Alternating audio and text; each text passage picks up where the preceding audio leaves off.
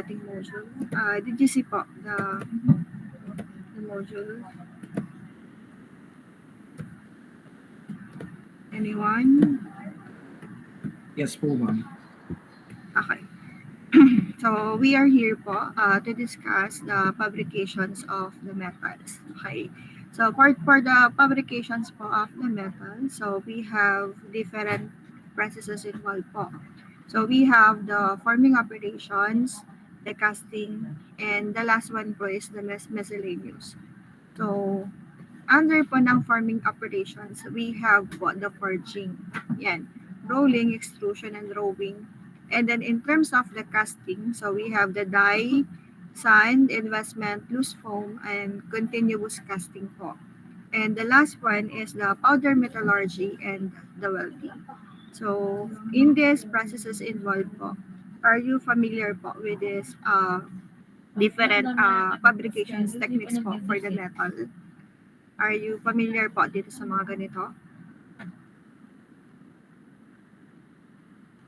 Did you encounter po these forming operations or casting and the miscellaneous? Are you familiar with this po? Anyone?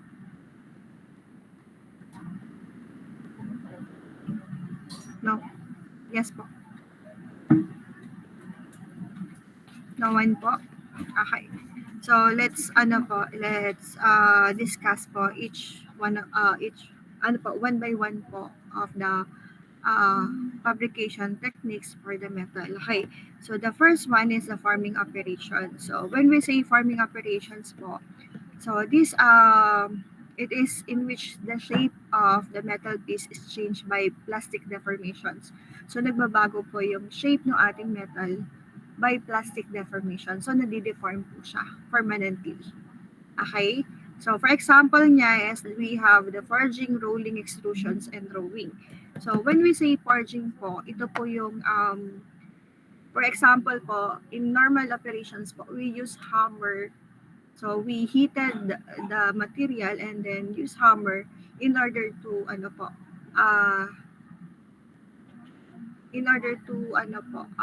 masunod po yung shape na needed natin. So this is the most oldest method po of forming a metal. So yung mga nagpapanday, did you hear that po? Yung nagpapanday. Pag nagpapanday po, yung sila yung gumagawa ng mga sword, yung ating mga patalim. Nakakita na po ba kayo ng ganon? Opo. So, ang ginagawa niya is kino-compress niya yung materials in order to shape it dun sa ating gusto. Ano po? So, ang forging is sabi dito, mechanically working or deforming a single piece of the normally hot metal. So, we need first to heated po yung ating metals before natin gawin yung forging. Okay, so sabi dito, this may be accomplished by the application of successive blows or continuous squeezing. Okay, so through compressions po. So, mababago natin yung size ng ating material, yung dimension niya. Okay, so we have two types po of forging. So we have the closed die and another type po is the open die. So when we say closed die, so we already have the shape of the metal. Kung ano yung shape ng metal na gusto natin, yun na yun. While open die po, so marami tayong pwedeng magawa doon. So kalimitan po ito ay for flat, parallel flat po or mga semicircular. At ito po ay ginagamit for mga simple geometric shape. Okay? So, para mas madali niyo pong maintindihan, so we have here po, kailangan kasi nito ng video, po, para maintindihan natin, ano ba pag sinabi nating forging. So, forging po, ang mas kilala po siya sa tawag na pagpapanday. Ano po. So, para mas makita niyo po, wait lang.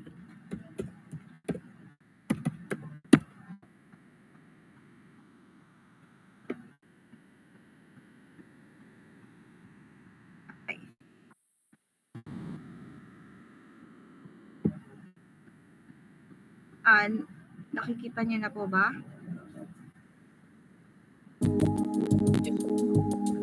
Naririnig niyo po? Yes po. Okay. So, nakita ko lang po dito ngayon. So, this is ano po, yung tinatawag natin na verging. So, Hello, everyone, and welcome back to The Frame. ito yung tinatawag po natin kung saan po yung ating material is shape po natin into a form na gusto natin. Ano po? So ito ay from melted, ilalagay po natin, isasali natin siya sa ladle. Yan. O kaya naman po ay sa pinaka hulmahan niya po para ma-form po siya into a desired shape. Yan. Pero yan. Minsan kasi kailangan nating baguhin yung kanyang siyang required na shape po.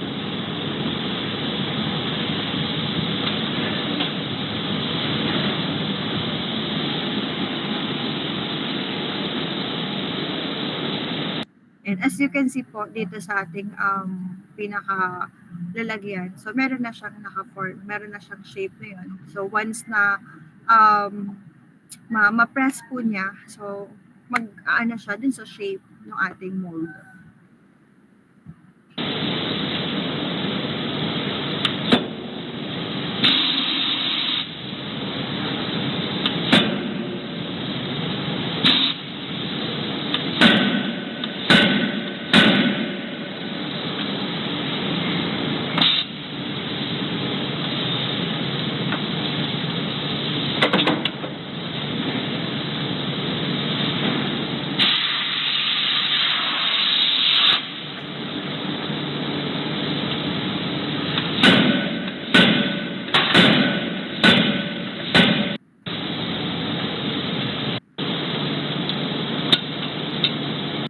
Okay, so ganyan po yung ating what we call po the closed die forging. So meron na siyang definite shape po. And then the cavity po or yung pinakamaldehan niya is meron na siyang shape and then hati po sa gitna. Okay. Okay. Another one po is what we call po so, ganito po yung ating tinatawag na open die forging, and this one po is the closed die forging. And another one po is the rolling. So, in rolling naman, we use po the roller in order to reduce the size po of the specimen. So, to reduce the thickness of the specimen. So, this is the example po of the rolling. So, just like po yung ating reinforcement bar.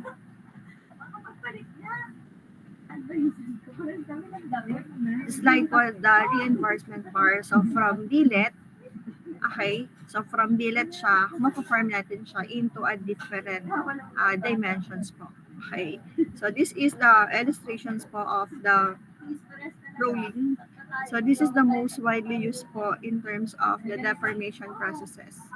Kaya po. So, pwede po siya, many rollers ang gamitin natin. And also, can be, the reductions can be done using po the compressive force po by the rollers.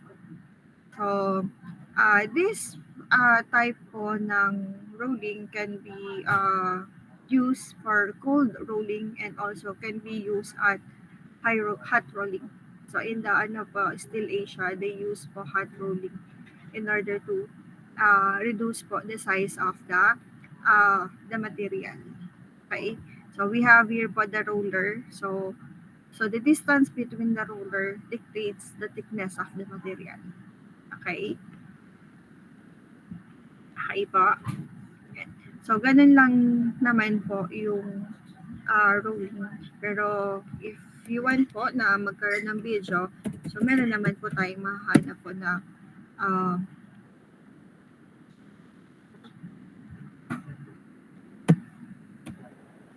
na pwede ko pong ipakita sa inyo.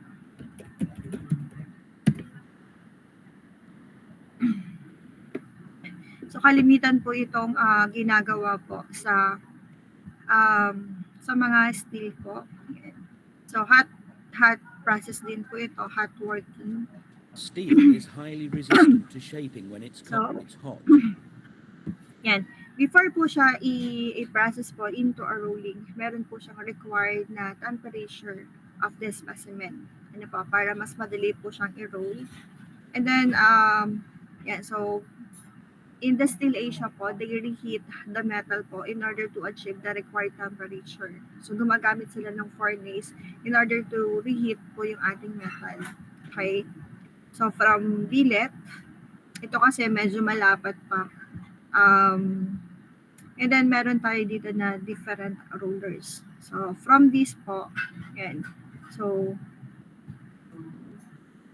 mababago Squeeze natin, between rolls until the final thickness and mababago po natin yung dimensions ng ating material. Especially po, the thickness of the shape are material. achieved. To do this, the rolls must exert forces of tens of millions of newtons, equivalent to a weight of thousands of tons. The rolls, therefore, run in massive bearings.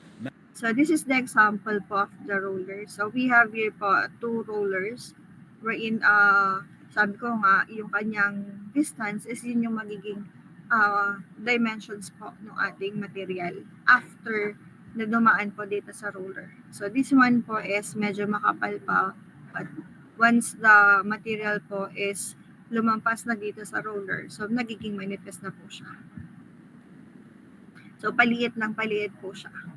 And then meron din tayong mga other pa po na types of Several roller stands positioned either wherein they have po yung required na shape.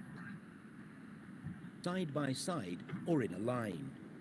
The mill rolls themselves can either be plain for flat products such as strip, used for products such as cladding, or profiled for sections, beams and columns for use in construction. Mill stands have various roll arrangements depending on the product being rolled. The simplest arrangement is a 2-high stand, used mainly for long products such as sections.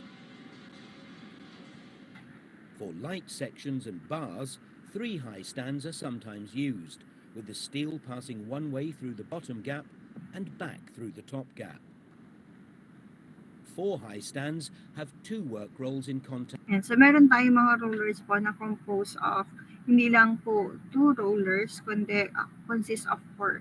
So meron part po na kung saan bumabalik po siya dun sa roller para mapanipis in order to to save po yung spaces. So meron pong after po na dumaan Steel supported sa unang roller, so minsan po bumabalik po siya ulit para mapanipis pa po yung kanyang dimensions.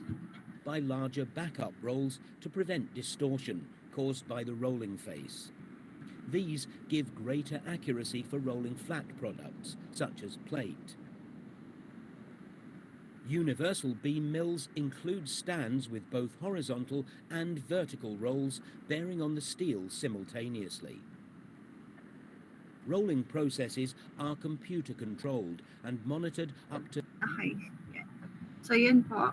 And then another type po ng process is we have the extrusion. Okay, so for the extrusion po, so it can be done po by forcing po ang ating metal, forcing through a die or a paste. Yan, so by the compressive force. So we have here po yung ating billet, and then this is po yung tinatawag nating extrusion. So pinupush natin yung material palabas dito po sa ating die po. So meron tayo ditong tinatawag na die orifice. So ano po yung shape ng die orifice natin, yun po yung magiging shape ng atin pong specimen. Okay? So just like this po. So we have po the thicker billet, while after po forcing the metal into extrusions, so ganito po yung kanya magiging itsura. So it reduce po the thickness sections po. And then, pwede din po siya dito sa extrusion. Yung nga lang po, mas maliliit. And then, pwede din po dito yung mga round specimen. Basta for the entire length po of the material, same lang po yung kanyang cross-sectional area. Okay? So, this is the example po of the hot extrusions. Clinically proven alpha Hmm. lipids. Wait Research for a shows while that now. alpha lipids are clinically shown to support brain development. Chromal gold. Okay, so this is the sample po of hot extrusion.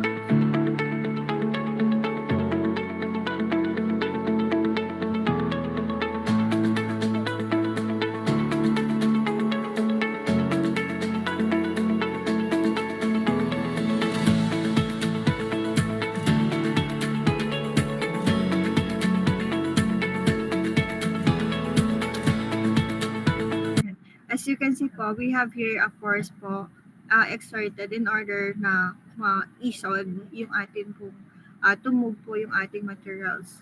And then after that po,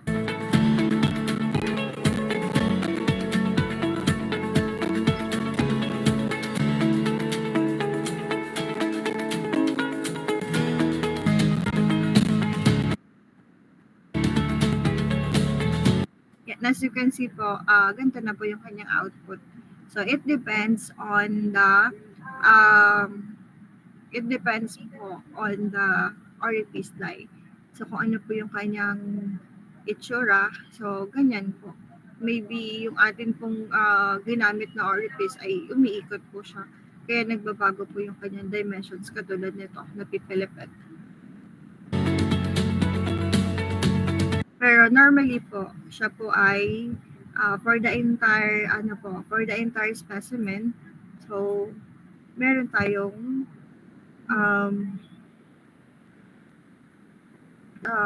forming or cold working.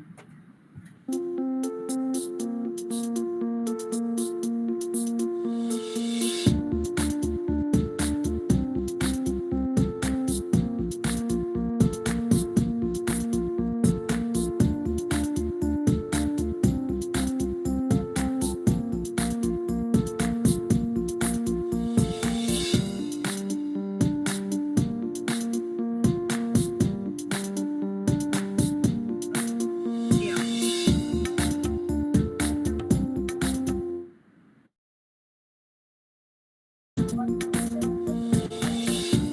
Okay, so this is the part po.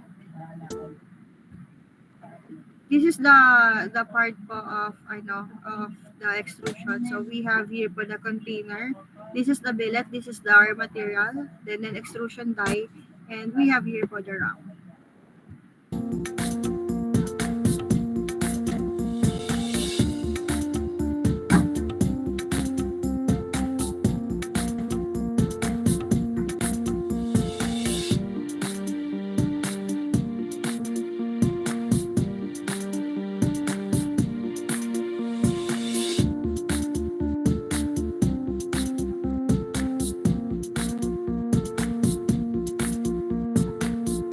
And then this is the output po of the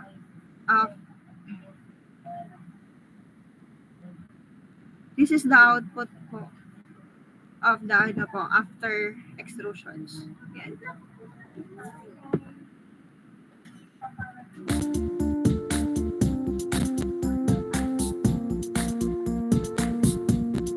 And then since the material po is so mahaba siya, so we need to cut it po for in the desired length. Okay. And then another po is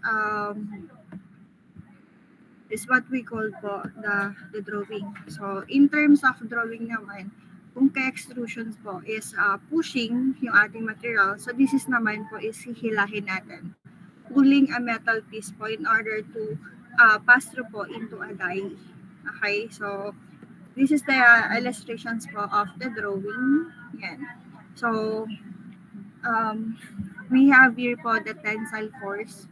As you can see po kanina, meron yung material na kung saan kinuha po yung pinaka-output. So halos ganun lang din po kapag sa drawing.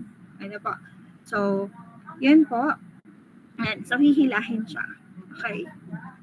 Okay po. So hihilahin para po magpa-form po siya into a desired dimensions po. Okay? So, wait lang.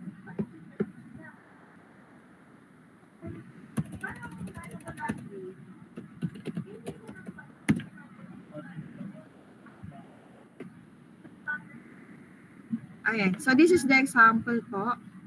Nakikita niyo po ba? Hello? Nakikita niyo? Opo, ma'am. Yes.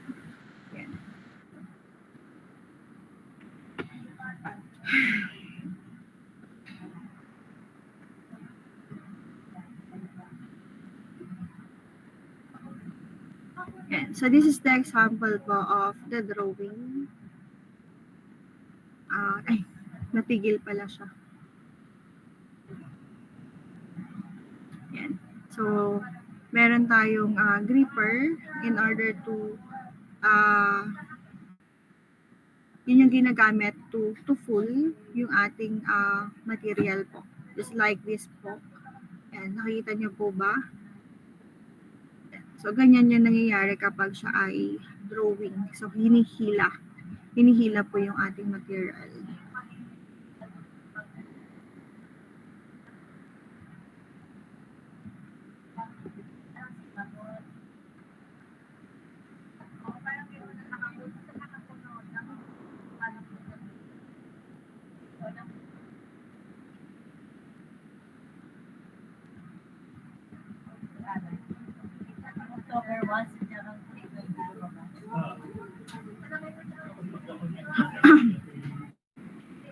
Okay.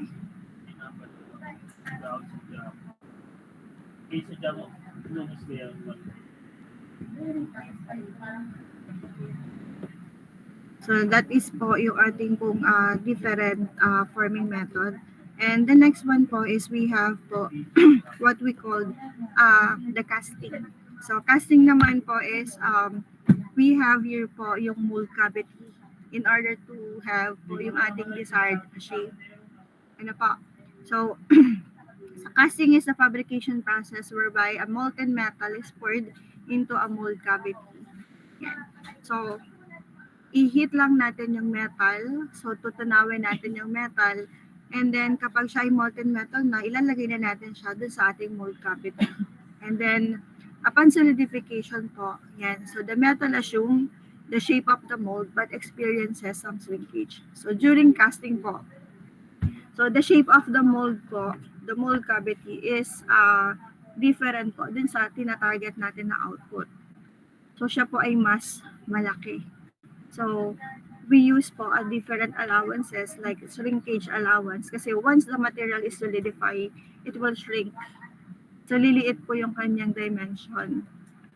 Ano po? So, kapag siya ay mainit, so expanded siya. Pero kapag po siya ay lumamig, so nagsishrink po siya.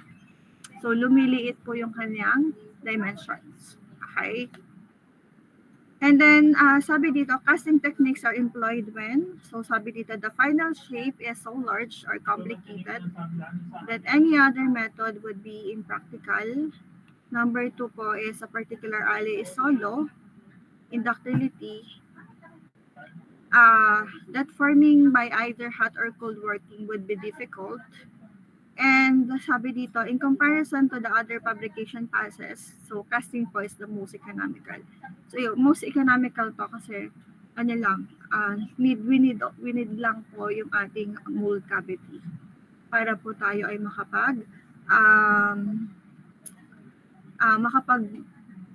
makapag-form po ng ating metal. So we have different types po ng casting. So the first one po is the sand casting. The second one po is the die casting. Next po is the investment casting. Next po is the loose foam casting. And the last one po is the continuous casting. So for the sand casting po, so this is the illustrations po in order to have po yung ating sand casting. So the first one po is we need to make muna po mold cavity. Yung pinaka-pattern natin using po the wood.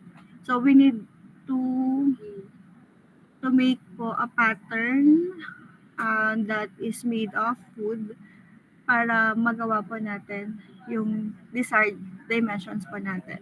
So, di ba meron po tayong desired shape and then it depends po on the material to be used. So, meron tayong allowances na nilalagay. So, for example po, maglalagay tayo ng shrinkage allowance, tapos yung isa po ay ang tawag dito, meron din tayong ginagamit na pang-machine for finishing purposes po. So, naglalagay din po tayo ng allowance. So, mas okay na po na mas malaki compared po sa mas maliit. So, kasi once na ang ginamit natin ay same dimensions po, dun sa nire-required natin specifications. So, may possibility po na magkaroon tayo ng mas mababa po na value. Kasi, katulad ng sinabi ko nga po sa inyo, so, kapag ang ating pong temperature, ang ating metal is at high temperature, so siya po ay expanded. Kapag cold naman siya, naging cold, so yun naman po ay lumiliit po. Ano po? So, lumiliit siya. Kaya hindi po dapat pwede na same po yung kanyang value. So, maglalagay po tayo ng shrinkage allowance and machining allowance po. It depends po on the material. So after po na makagawa na tayo ng wood pattern, so ang next natin gagawin is to put a sand. Hanggang Ma'am, sa... excuse me po. Yes, Nakashare pa rin po yung sa YT po. Ay, okay, sorry po. Yan. Okay na. So this one muna po, gagawa muna tayo ng ganito. We have here po the wood pattern. So after making a wood pattern, so next to do po is to maglalagay po tayo ng sand. We need to put a sand po until po maging ganito siya kadabi. So half na po siya. So half na, and then after that po, meron siyang meron tayong dalawa pong ganito. So upper and lower part po ng ating pong pinaka hulmahan. So ito yung ating nilagay na po natin na mold cab yung ating pong wood. Tapos ipa-flatten po natin siya. Yan, ipa-flatten natin siya. And then ganito na po yung kanya magiging itsura. So after nating ma-flatten, so maglalagay po tayo ng pin and yung ating pong tinatawag na screw pins. So bakit tayo naglalagay ng screw pins? Yan, in order po na magkaroon po tayo ng way para maipasok po natin yung molten metal at the same time po is yung sa kabila naman po is para lumabas po yung hangin dun sa loob. Kasi once na nandun ang hangin sa loob, so magkakaroon lang po siya ng ng tinatawag natin na mga butas, mga hole. Yan. Kasi gawa ng hangin. So dapat meron siyang labasan po ng hangin. Yung hangin na nasa loob po, di ba, if-fill natin siya ng metal, so dapat siya ay lumabas dun sa another part. Kaya we have po the screw pins. Okay? And then after that po, so maglalagay ulit po tayo ng sand. Okay? So we need to put a sand naman po on the upper part naman po of the mold cavity. And then after that po, after natin na mapatuyo, after drying po, and then matigas na po yung ating sand, so we need to eliminate po yung ating, or we need to remove po the screw pins, yan, and also the pattern. So once we remove the pattern po, meron na siyang spaces dun sa loob. And that is the yan po yung paglalagyan natin ng material. So once na matanggal natin yung pattern, wood pattern po, so ito na yung magiging itsura po niya. And then after that po, so lalagyan na natin siya ng molten metal. So ipupour na natin yung molten metal. So ganito po yung magiging itsura ng ating molten metal.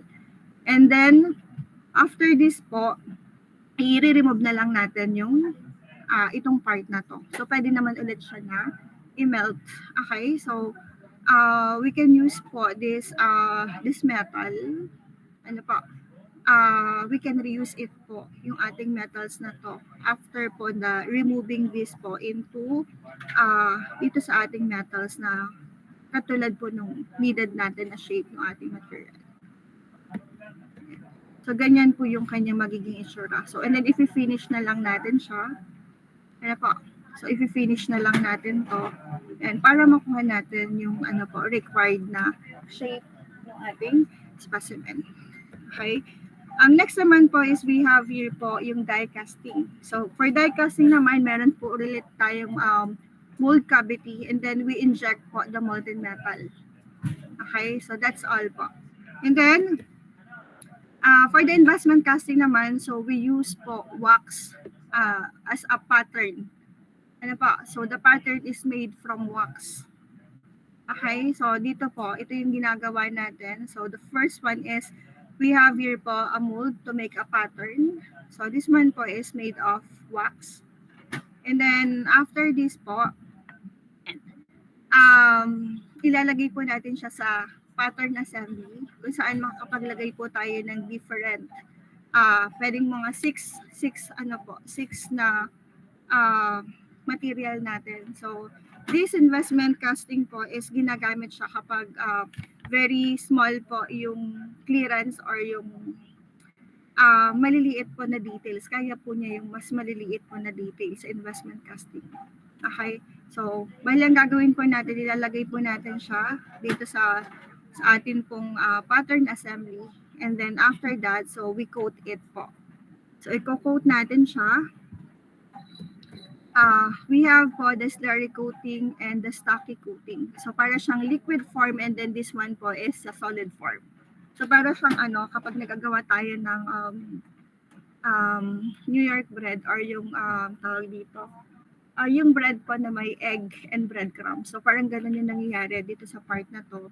So we coat po the slurry and then we coat po the stocky coatings and after that we repeat it for several times until we achieve po our desired thickness for the coatings. And after that po, this is the final completed mold.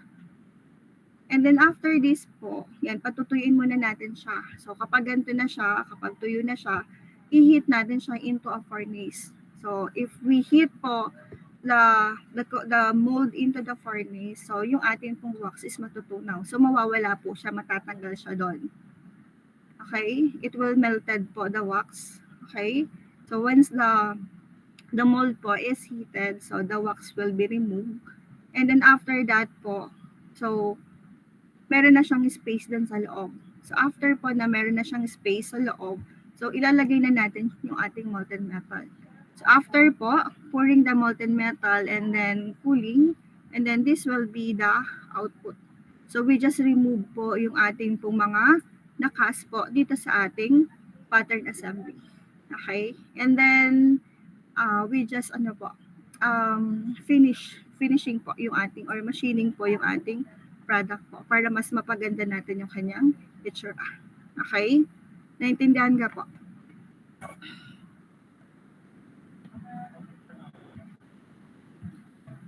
Naintindihan po.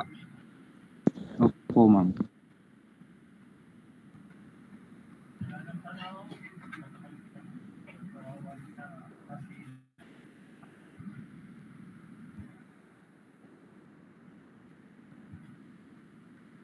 Okay. And then, ang next naman po is we have the loose foam casting. So when we say loose foam casting, so we use po expandable pattern. So we use styrofoam po as a pattern. So sa sand casting, we use wood. Sa investment casting, we use wax. Sa loose foam casting, we use naman expandable pattern or the styrofoam po para sa pattern niya. Yan. And then, it is just like po yung ating sand casting. So, ang pinaka-pattern niya lang is the polystyrene blank. And then, ilalagay natin siya. So, magpupur po tayo ng sand. After that po, we just pour po the molten metal. So, since ang atin pong styrofoam is mababa lang po yung kanyang melting or kaya pwede po siyang ma-form into a gas po. Yan.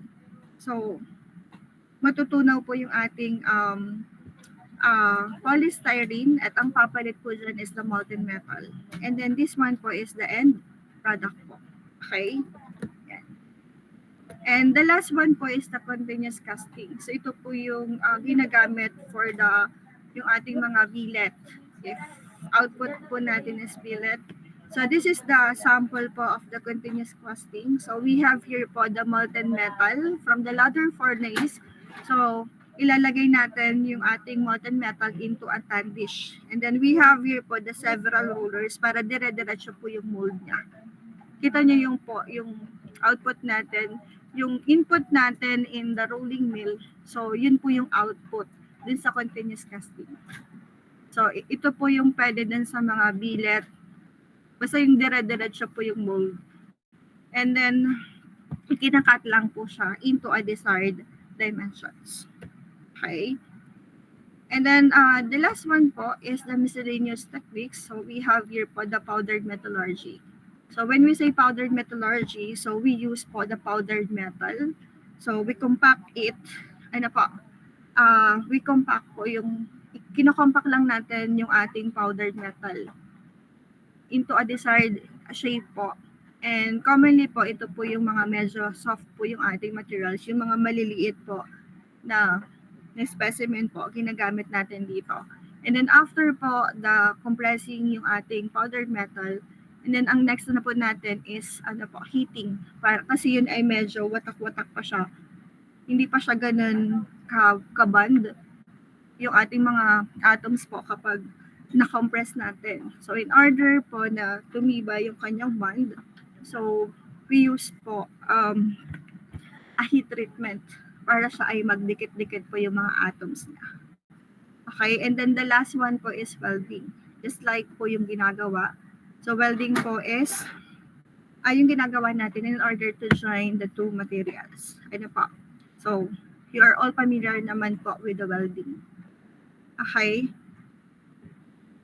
Hindi ko alam, maghahanap muna po ako ng video for the other po materials. So, pwede po ba na mag-present na po yung group 3 for the for the polymers po. Okay lang? Pwede na ba ang group 3?